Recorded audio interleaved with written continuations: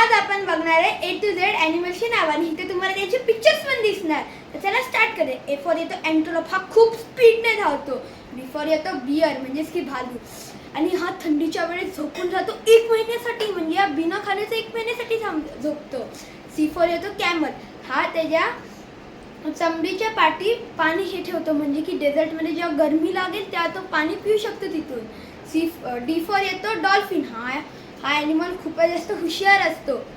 E for येतो elephant, एलिफंटची स्मरणशक्ती खूप चांगली असते. फॉर येतो फ्रॉग, आणि काही बेडूक रंग पण बदलू शकतात आपले. G फॉर येतो जिराफ, हा मॅमल्समध्ये सगळ्यात उंच प्राणी आहे. H फॉर येतो हॉर्स माणसांसोबत खूप चांगले नाते जोडू शकतो. I फॉर येतो इग्वाना एक लांब शेपूट असलेला सरडा आहे. J फॉर येतो जेलीफिश, काय मानतात की जेलीफिश अमर पण असतात, काय जेलीफिश. फॉर येतो कोआला, हा खूप क्यूट पण दिसतो आणि झाडावरती असाच बसून जातो. L फॉर येतो लायन जंगलाचा राजा आहे, पण दिवसभर तो झोपतच असतो जास्त करून.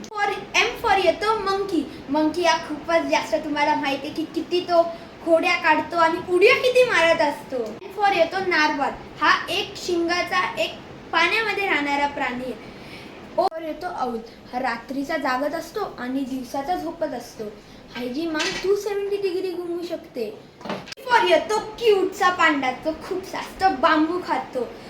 फॉर येतो क्वेल पक्षी, हा छोटा असतो पण खूप फास्ट पळतो, खूप फास्ट उडतो. R फॉर येतो रायनो, खूप बल्की असतो, म्हणजे की जाडा असतो तरी पण धावण्यास सक्षम आहे. फॉर येतो स्नेक्सच्या खूप जाती असतात, त्यामधले काही विषारी असतात तर काही नसतात. फॉर येतो टायगर हा इंडियाचा नॅशनल ॲनिमल आहे आणि खूपच जास्त स्ट्रॉंग ॲनिमल पण आहे. U फॉर येतो युरिवल, हा एक माउंटेन्समध्ये राहणारा मेंढी आहे.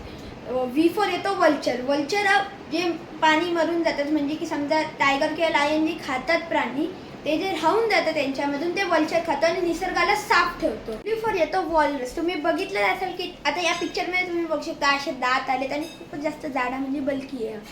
X फॉर येतो एक्सनॉपस, हा एक साऊथ अमेरिकेमध्ये भेटणारा पक्षी आहे, छोटासा असतो.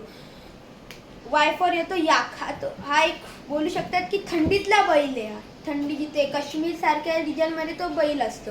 आणि Z फॉर येतो झेब्रा, त्याच्या हे खूप असतात, पॅटर्न्स असतात ब्लॅक अँड व्हाईट, आणि तुम्हाला माहिती आहे की हे सगळे वेगळे असतात एकामेकांपासून, जसे आपले ह्युमन फिंगरप्रिंट्स असतात एकामेकापासून वेगळे. बाय.